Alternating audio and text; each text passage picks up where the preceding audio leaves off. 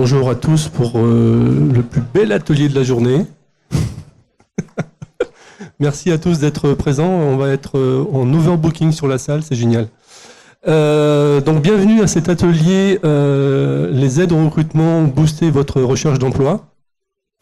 Le constat qu'on fait aujourd'hui, c'est que il y a pénurie de compétences dans les métiers du numérique, donc on va vous en parler. Hein.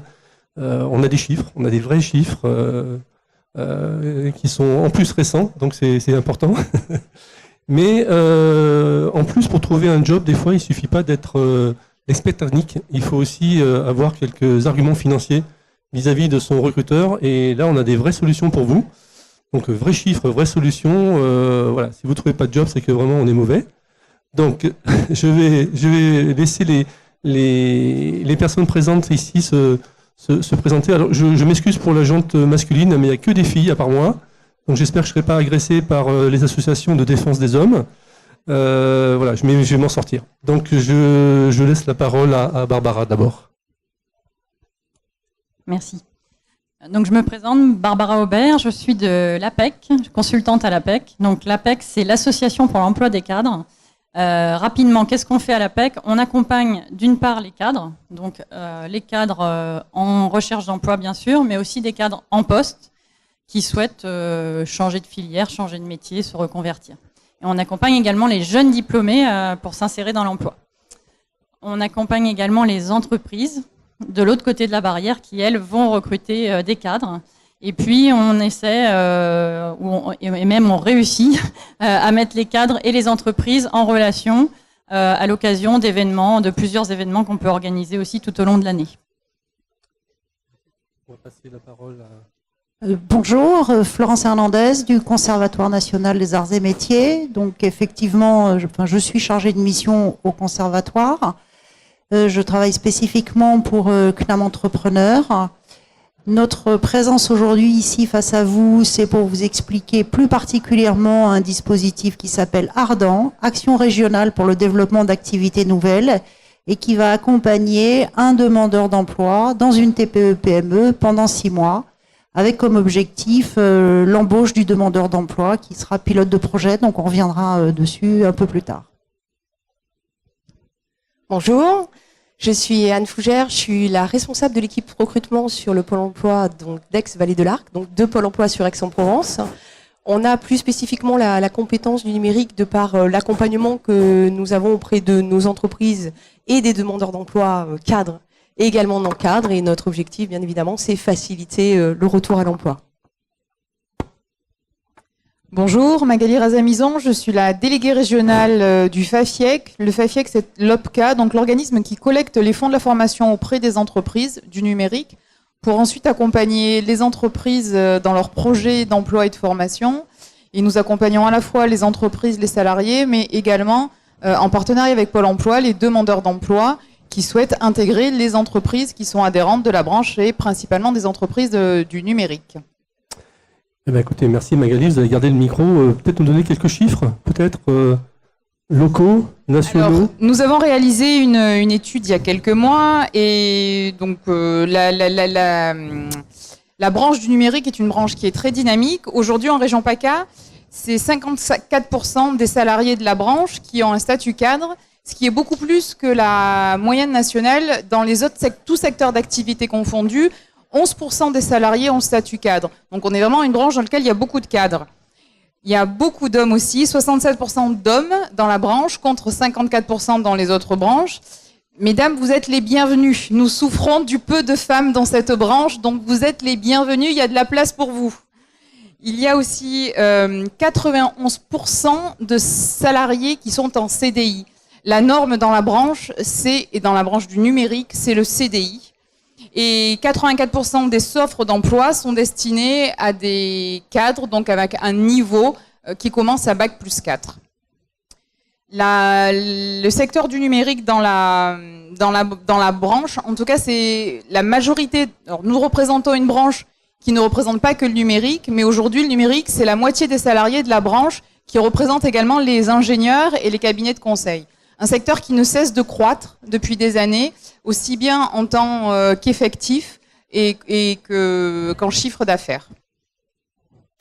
Alors, je vais juste faire une petite précision. On a parlé de cadres, d'ingénieurs. Il faut relativiser un petit peu, hein. Les entreprises du numérique ne recrutent pas que des cadres et des ingénieurs. Aujourd'hui, il y a des Bac+2, des Bac+3, des techniciens qui sont recrutés. Donc, il ne faut pas avoir peur de ces métiers-là.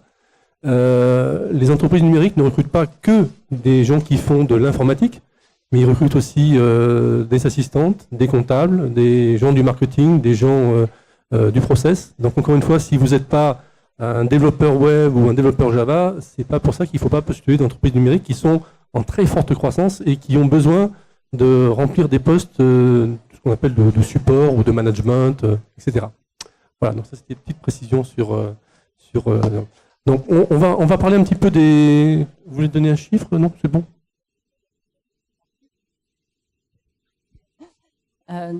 Donc effectivement, on parle des cadres et des non-cadres. Donc le marché cadre, juste pour faire une petite parenthèse sur le marché cadre, mais le marché cadre est un marché vraiment en forte croissance puisque c'est depuis la deuxième année consécutive plus 30% de recrutement chez les cadres. Et chez les cadres, les recrutements à plus de 70% sont dans le secteur des services, donc qui comprend également le secteur du numérique.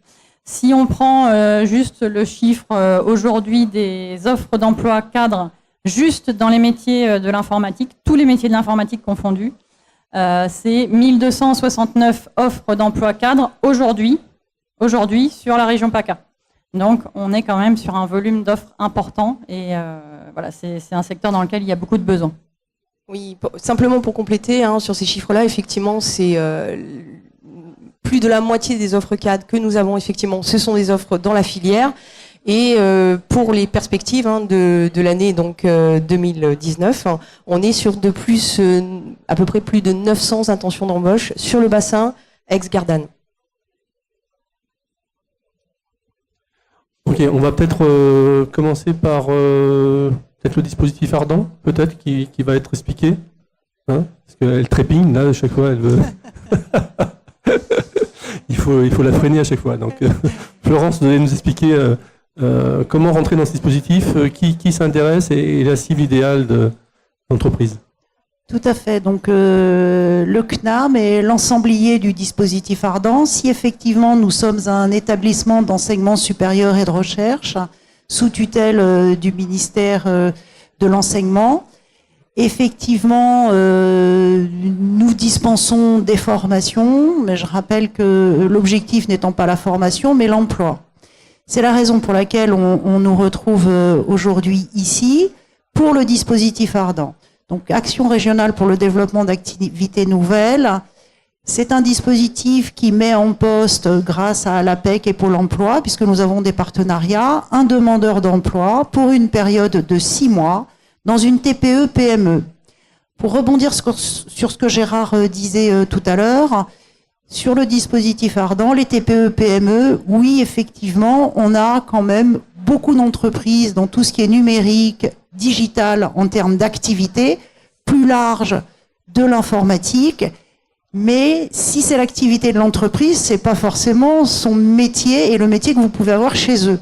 Donc, pour rebondir sur ce que Gérard disait, c'est pas toujours des informaticiens, des community managers. Voilà, on a également des postes en support, des assistantes, des comptables, voilà. Donc on a les métiers support également.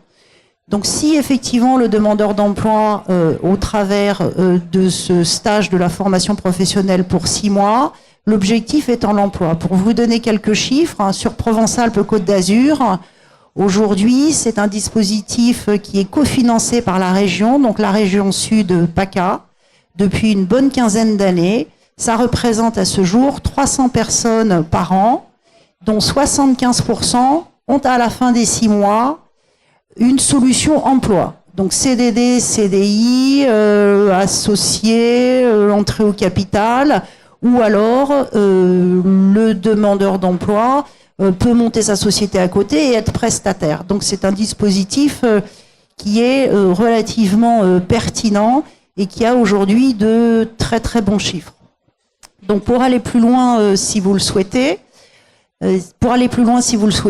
nous organisons en partenariat avec Pôle emploi le jeudi 11 octobre au Pôle emploi au 95 Chemin Roger Martin. Au 95 chemin Roger Martin. Il y a 2 ateliers donc, qui vont se tenir donc, jeudi 11 octobre de 9h à 10h pour lequel nous vous invitons. Donc un atelier à destination des demandeurs d'emploi pour aller plus loin sur le dispositif Ardent, pour vous l'expliquer plus en détail. Et un deuxième atelier également à 9h pour les chefs d'entreprise que ça peut intéresser. Tout à fait. Juste pour précision, parce qu'on a nous-mêmes dans notre entreprise utilisé le dispositif Ardent, il est intéressant dans le sens où la personne est immergée pendant 6 mois dans notre entreprise. Elle suit une vingtaine de jours de cours, je crois, c'est ça, durant les 6 mois? Oui, parallèlement au demandeur d'emploi qui est effectivement pilote de projet pendant 6 mois, où l'objectif, encore une fois, c'est l'emploi, la création de son poste. Le pilote de projet vient se former au CNAM sur un équivalent Bac+2 qui est un titre RNCP qui s'appelle le titre d'entrepreneur de la petite entreprise.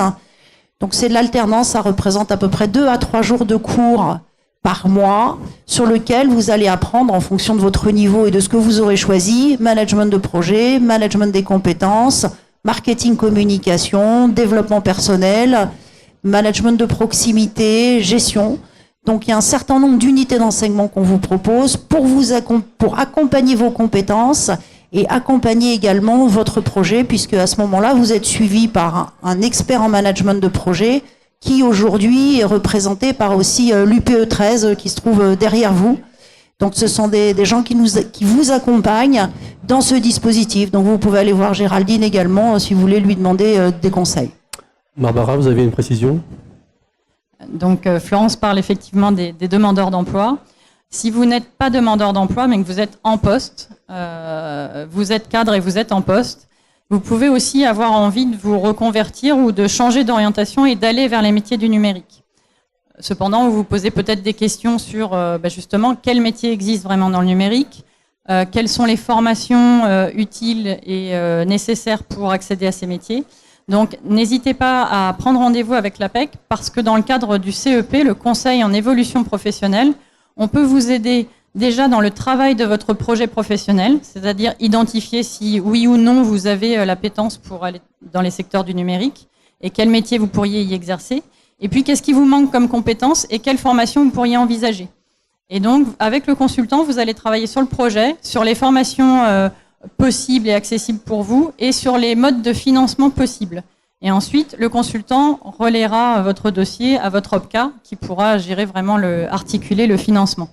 Et j'en profite quand même pour parler des rencontres du numérique qu'on organise en collaboration avec le Syntec et le FAFIEC qui se dérouleront le 11 décembre à Marseille, à la Coque, où vous pourrez également avoir des témoignages du Syntec, du FAFIEC et d'entreprises du secteur sur quels métiers existent, quels sont les besoins locaux sur le territoire et quelles sont les formations possibles et les aides à la formation et les aides au recrutement. Voilà. Merci Barbara. Juste pour clôturer le sujet de Ardent, en tant que chef d'entreprise, on s'intéresse au budget. Peut-être que Florence peut nous expliquer les budgets mis en jeu, ça coûte quoi, à qui, comment ça se passe? Alors effectivement, le dispositif Ardent, il faut le financer. Alors le financement est pris en charge pour partie, voire la moitié, par le conseil régional, donc la région sud. Et l'autre partie, l'autre moitié, c'est le chef d'entreprise qui l'assume. Alors pourquoi c'est pas gratuit pour le chef d'entreprise? Parce que vous intégrez son entreprise et l'idée c'est que vous ne soyez pas gratuit pour le chef d'entreprise mais que quand même la région sud l'accompagne financièrement. En ce qui concerne ça, c'est pour toute la partie du dispositif, donc comment il est financé. Maintenant l'autre question c'est quelle sera votre rémunération pendant ces 6 mois. Donc il y a 2 solutions. Alors, déjà il faut que vous soyez demandeur d'emploi, donc ça c'est le statut. Et en ce qui concerne une rémunération, c'est où effectivement vous êtes ayant droit à l'allocation de retour à l'emploi. Donc ça court pendant ces 6 mois, si vous êtes ayant droit. Si vous n'êtes pas ayant droit ou ça s'arrête au milieu des 6 mois ou pas, vous serez rémunéré, vous toucherez une allocation, d'accord, qui est une allocation région. Donc c'est un barème donc de la formation des stagiaires de la formation professionnelle. Donc c'est un barème qui est en fonction de qui vous êtes, votre passé, voilà. Et en plus, donc c'est ou l'ARE ou effectivement l'allocation région de stagiaires de la formation professionnelle, plus 460 € qui vous sont donnés du CNAM. Et à la fin des 6 mois, avec le contrat, quand le contrat vous est proposé, voilà, vous serez salarié ou pas, peut-être, mais en tout cas, c'est ce qu'on espère, et en tout cas, les résultats sont bons. Donc, vous serez salarié de l'entreprise, et voilà. Ok, merci. Bon, encore une fois, c'est vraiment un dispositif extrêmement dynamique, hein. Par contre, il faut aller le chercher. Il faut rentrer dans l'entreprise, proposer des projets. Voilà, il faut être force de proposition vis-à-vis des chefs d'entreprise. Les chefs d'entreprise sont demandeurs d'acteurs comme ça. Voilà, c'est une vraie démarche commune qu'il faut mener. Peut-être, Magali, vous nous faites un peu le point sur les... Alors, je ne sais pas si on peut appeler ça une aide de recrutement, mais en tout cas... une facilité. Voilà, c'est des dispositifs qui existent. Donc, comme je vous le disais tout à l'heure, il y a plusieurs dispositifs au niveau de l'OPCA qui peuvent accompagner les personnes qui ne sont pas dans l'emploi pour entrer dans l'emploi. Donc, il y a les dispositifs de préparation opérationnelle à l'emploi. C'est un dispositif pour lequel il faut être demandeur d'emploi. C'est un dispositif pour lequel nous travaillons en partenariat avec Pôle emploi. Ça permet de former un demandeur d'emploi sur une partie d'une formation, sur un besoin en compétences qu'exprime l'entreprise avant d'entrer dans l'entreprise. Donc le demandeur d'emploi est formé quand il est à l'extérieur de l'entreprise, il est pris en charge par Pôle emploi, la formation est financée et par Pôle emploi et par l'OPCA. La formation peut être individuelle, c'est-à-dire que vous avez déterminé avec votre futur employeur ce dont vous avez besoin, elle dure 400 heures au maximum, et ensuite donc vous déposez un dossier auprès de Pôle emploi pour pouvoir financer la formation, et il y a une promesse d'embauche à l'issue. Ça, c'est quand vous faites une démarche individuelle. Sur le territoire, nous avons aussi des démarches qui sont plus collectives. Nous établissons un recueil du besoin en termes de compétences sur le territoire. Nous montons des sessions sur, par exemple, du développement, mais aussi on a une session de business développeur en ce moment, donc pour vendre les produits du numérique. Et à ce moment-là, c'est Pôle emploi qui fait le sourcing, qui trouve les demandeurs d'emploi, qui correspondent aux besoins exprimés des entreprises. Il y a une formation qui est disponible. Et ensuite, c'est aux demandeurs d'emploi d'aller se vendre avec ces nouvelles compétences acquises. Et enfin, il existe le contrat de professionnalisation et les contrats de professionnalisation et d'apprentissage, qui sont des contrats qui vous permettent de travailler et à la fois de continuer à vous former et d'avoir des diplômes. Pour ces deux types de contrats également, il est possible d'intégrer une entreprise quel que soit le niveau de diplôme. On peut intégrer une entreprise post-bac et aller jusqu'au diplôme d'ingénieur en alternance. Et là, c'est une très bonne voie d'accès dans l'entreprise. Aujourd'hui, quand les entreprises se plaignent d'avoir du mal à fidéliser les salariés et par ailleurs, les jeunes se plaignent d'avoir du mal de trouver des entreprises. Donc, ça peut être une très bonne entrée dans l'entreprise, ce système d'alternance qui permet à la fois déjà d'être payé aux jeunes et à l'entreprise d'avoir de la main-d'œuvre qu'elle va pouvoir qualifier et accompagner pendant une ou plusieurs années. Et comment aujourd'hui les entreprises adhèrent à ce système de contrat en alternance aujourd'hui dans le monde du numérique? Est-ce qu'aujourd'hui il y a... Aujourd'hui, oui. À aujourd'hui, vu que nous sommes en période de réforme, nous accompagnons toutes les entreprises qui souhaitent qui souhaitent embaucher un jeune. Que l'entreprise ait contribué par le biais d'une cotisation à notre OPCA ou qu'elle ne l'ait pas fait, la branche a fait le choix, vu les besoins de salariés dont il est question, d'accompagner toutes les entreprises. Même une entreprise qui n'avait pas de salariés et qui n'a pas de salariés aujourd'hui peut faire une démarche pour embaucher un jeune et on le financera, quoi qu'il en soit. À partir du moment où il y a une embauche derrière, donc il s'agit soit le jeune de trouver son entreprise, l'entreprise nous dépose une demande de contrat de financement. Il faut que les conditions légales soient remplies et nous pouvons accompagner. Pour information, il y a très très peu de refus de financement de contrats de professionnalisation. Et l'année dernière, sur la région PACA, nous avons accompagné environ 700 jeunes, dont 400 dans le numérique sur ce type de contrat. Contrat de pro. Sans compter l'apprentissage. D'accord. Ce que vous appelez numérique, ce sont donc des métiers du numérique. Donc, ça veut dire qu'il y avait 300 jeunes qui n'étaient pas dans le métier du numérique. Voilà, 300 jeunes qui n'étaient pas des métiers du numérique, qui peuvent être des métiers soit de l'ingénierie, soit des métiers transverses. On accompagne aussi sur des métiers RH, sur de la comptabilité, mais qui sont des fonctions support de l'entreprise que les entreprises du numérique recrutent également. Et en termes de financement, comment ça se passe pour l'entreprise, le jeune Le jeune trouve son école, ou l'entreprise a une école et va chercher le jeune dans l'école avec laquelle elle a déjà un partenariat. Ils s'entendent sur la formation, le type de formation et le cursus, le diplôme à obtenir. Et ensuite, la démarche auprès de nos services qui est de déposer un contrat signé. Donc, qui dit contrat, c'est un vrai contrat de travail. Hein, c'est pas une simple demande de financement de formation, c'est un vrai contrat de travail. L'entreprise dépose le contrat de travail. Là, il revient à l'entreprise de le déposer. C'est pas le jeune qui fait la démarche. Nous étudions le dossier et donnons une réponse. La majorité des contrats de professionnalisation sont financés à 100%. Quand le coût de la formation est inférieur à ce que nous proposons, il y a même un petit reliquat, petit ou gros, ça dépend le prix de la formation, pour l'entreprise, pour accompagner l'entreprise à assumer différents frais inhérents aux stagiaires. Donc si je résume, l'entreprise forme le jeune au travers d'une école, c'est ça ? Exactement. La formation est payée par l'OPCA. Exactement. Là. Le jeune est rémunéré ? Oui, le jeune est rémunéré. On a une grille de salaire c'est important, hein, qui est plus favorable dans la branche. On vient dire la grille, la branche Syntec est plus favorable que le code du travail. Donc le jeune est rémunéré à temps à 80% la première année. Enfin, selon le niveau de diplôme acquis, il y a une grille particulière qui est à étudier au cas par cas. Mais oui, le jeune est rémunéré dès la première année et la formation est prise en charge par l'OPCA pour l'entreprise. D'accord. Barbara, vous avez des informations côté cadre, entre guillemets. Est-ce qu'aujourd'hui l'APEC est partie prenante dans ce genre de dispositif ou vous orientez les gens vers ça Alors, non.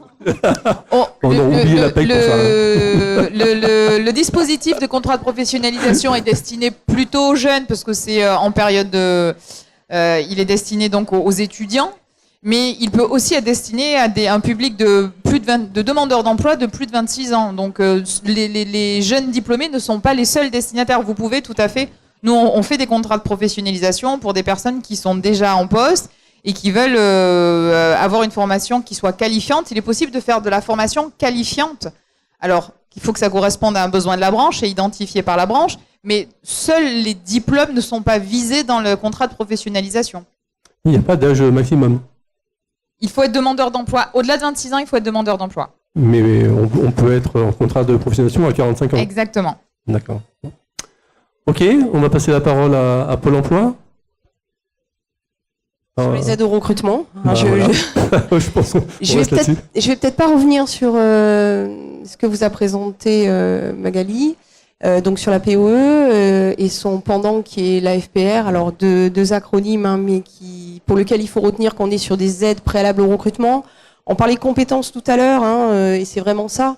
Au-delà du CV, je dirais, c'est vraiment identifier vos compétences. Quand vous êtes face à une entreprise pour laquelle vous avez effectivement quasiment la totalité des compétences pour le poste à pourvoir et pour lequel il vous en manque certaines, n'hésitez pas, ces dispositifs sont vraiment intéressants.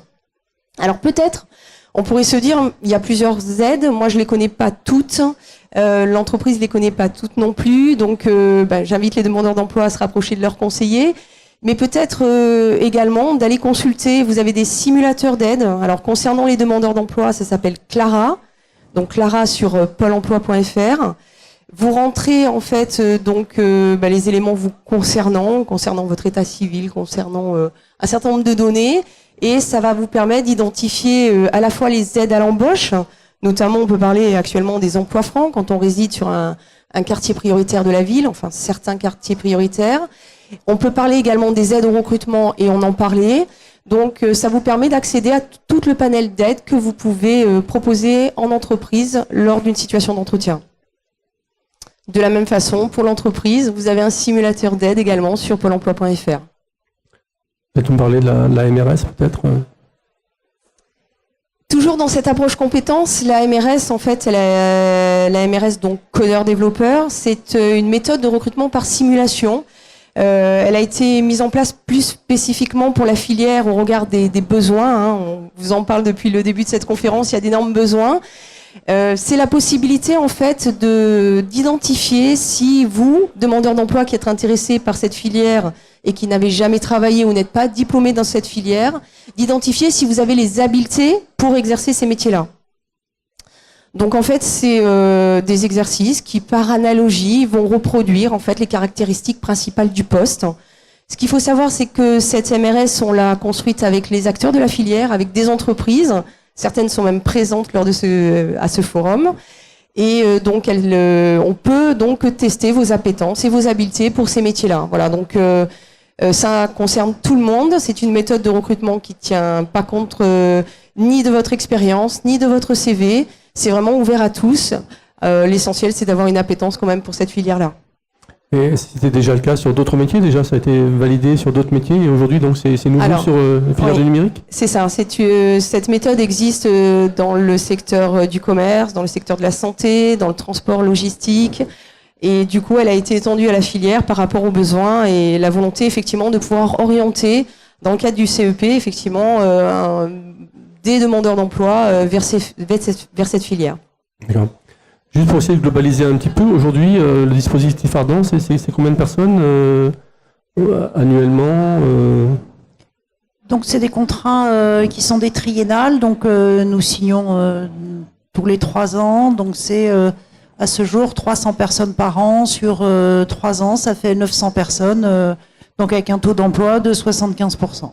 D'accord. Et donc, la démarche pour rentrer dans le dispositif, c'est quoi exactement? Je passe par qui? Comment Alors la démarche pour rentrer dans le dispositif, vous avez le site du CNAM PACA, donc sur lequel vous pouvez aller voir les renseignements et avoir toutes les adresses possibles.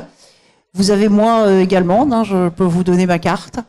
Vous pouvez vous adresser également à Pôle emploi puisqu'on fait des réunions d'information.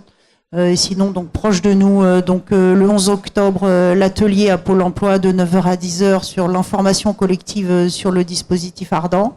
Et sinon, vous avez aujourd'hui présent sur le forum, vous avez l'UPE 13, laplacepro.com, juste derrière vous.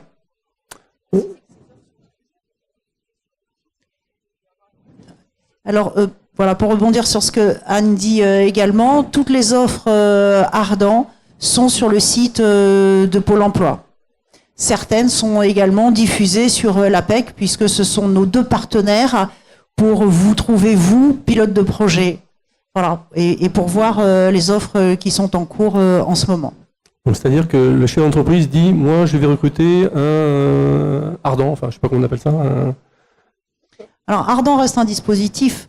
Donc ça s'adresse à toutes les TPE, PME de moins de 50 salariés. Donc encore une fois, sur l'activité des entreprises Ardent, c'est toute activité.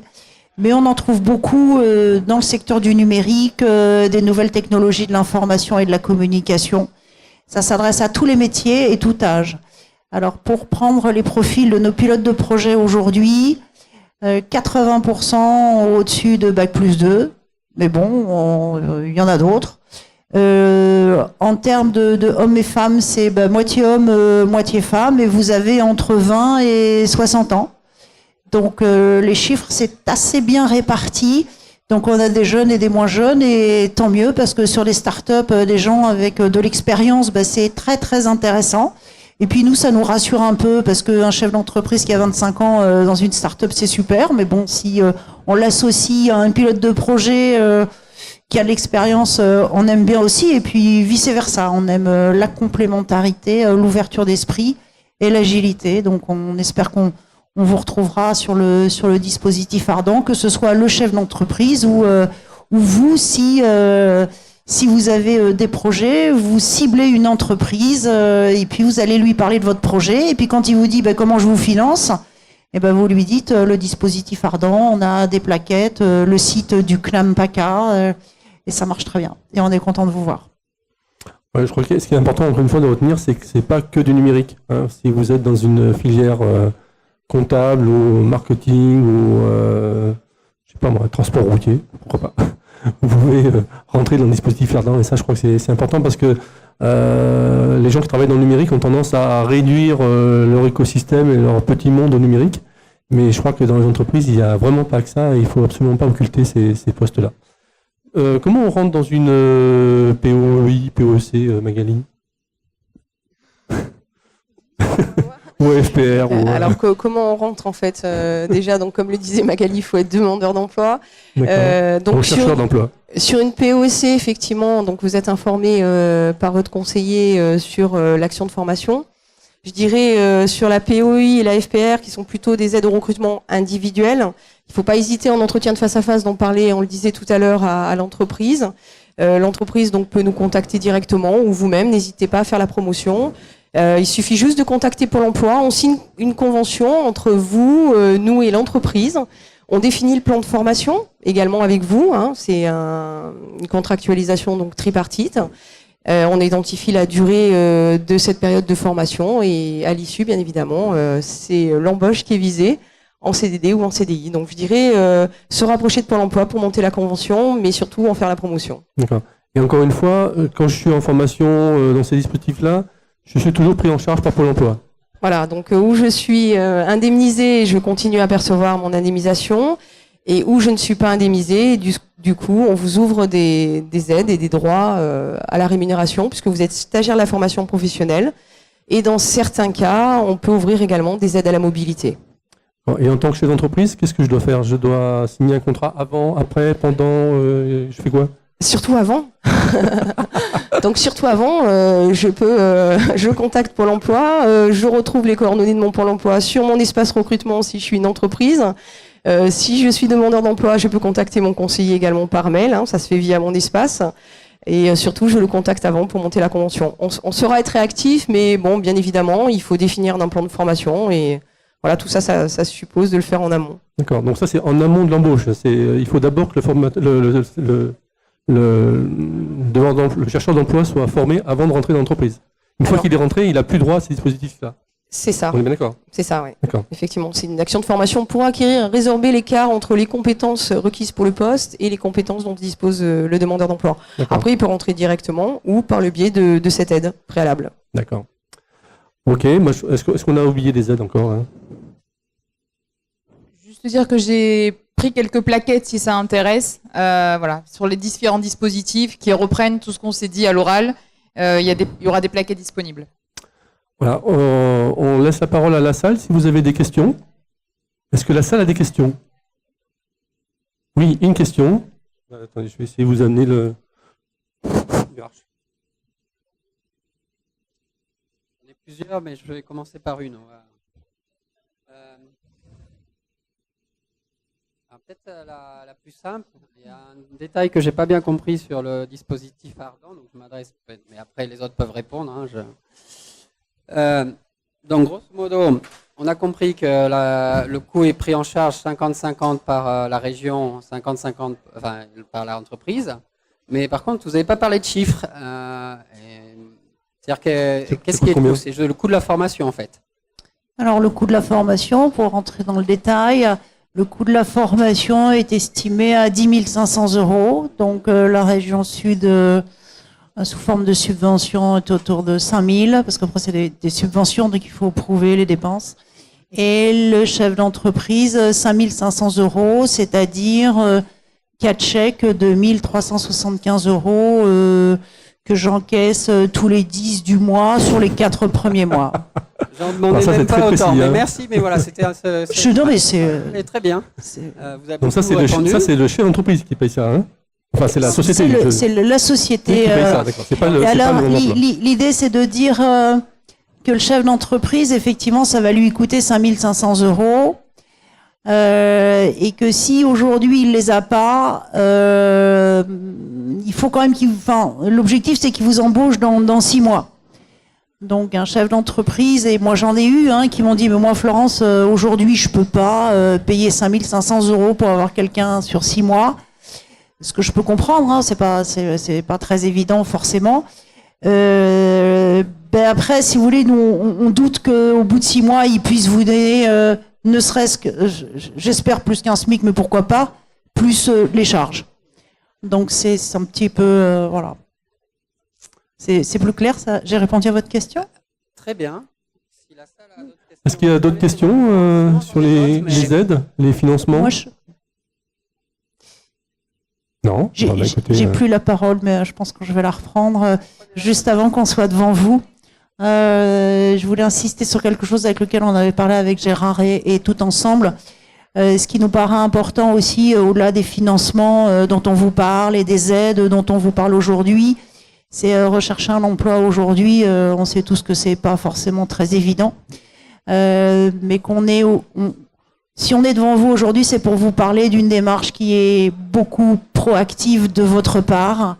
D'accord? C'est pour ça qu'on vous parle de financement aujourd'hui. C'est pour ça qu'il faut ouvrir le dialogue avec les chefs d'entreprise pour discuter avec eux, parler de compétences et derrière lui dire moi j'ai étudié 2-3 choses pour que vous puissiez me financer. Puis si vous savez pas tout, c'est pas grave. Vous aurez montré déjà une démarche extrêmement proactive et ça peut faire la différence.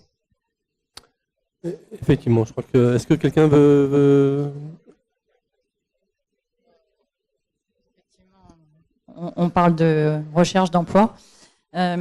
Gérard a corrigé plusieurs fois demandeur d'emploi en disant chercheur d'emploi. Et c'est vrai que voilà, quand on est à la recherche d'un emploi, c'est une démarche proactive, comme le dit Florence. Et si voilà, j'ai un ou deux derniers conseils à donner par rapport à tout ce qu'on s'est dit, c'est déjà de ne pas chercher un emploi seul. Vous avez vu là un éventail de ce qu'on peut vous proposer, mais il y a aussi d'autres choses qui peuvent vous aider. Donc allez voir un consultant à l'APEC, allez voir un conseiller Pôle emploi, rapprochez-vous de la branche, ne restez pas seul dans votre recherche. Il y a 1001 façons de trouver un emploi, il y a plusieurs dispositifs, donc n'hésitez pas à vous renseigner et à aller chercher de la méthodologie, à aller développer du réseau, et ça c'est vraiment important dans la recherche d'emploi. Absolument. Une autre commentaire Non? C'est bon. Ok, donc effectivement, pour clôturer ce débat, je pense que comme disait Barbara, c'est une vraie démarche personnelle. Si chercher un job, c'est un emploi à plein temps. Bon, je sais qu'on le répète souvent, mais je crois que c'est une vérité fondamentale. Il faut absolument se prendre en main et aller au bout du système. Je pense qu'il y a beaucoup d'acteurs qui sont là présents pour vous aider. Donc il faut en profiter. Voilà, donc si vous voulez discuter avec les personnes présentes, vous pourrez le faire après, poser des questions ou avoir des cartes de visite ou des points d'entrée. En tout cas, merci pour votre présence. J'espère qu'on vous a un petit peu éclairé. Et puis on vous souhaite une bonne soirée maintenant. Merci à vous. Au revoir.